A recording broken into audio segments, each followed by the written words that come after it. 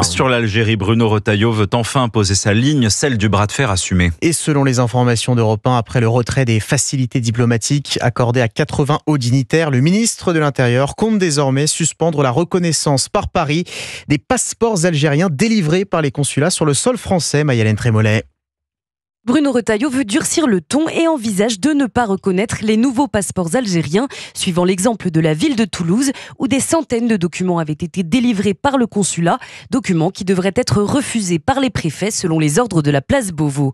Et le ministre de l'Intérieur réfléchit donc à étendre ce système de refus, et pour cause, l'Algérie propose désormais à l'ensemble de ses citoyens en situation régulière ou irrégulière à l'étranger d'obtenir un passeport d'urgence d'1 an dans les plus brefs délais.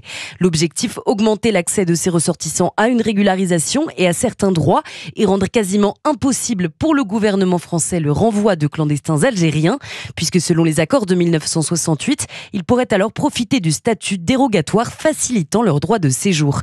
Toujours est-il que cette initiative algérienne creuse encore un peu plus le fossé entre Paris et Alger, un sujet que Bruno Retailleau devrait évoquer lors de son face-à-face avec Emmanuel Macron. Depuis une semaine, le ministre de l'Intérieur ne cache pas son intention de mettre en place de nouvelles mesures pour inverser le rapport de force entre les deux pays. Les informations Europe 1 de Maï-Hélène Trémollet.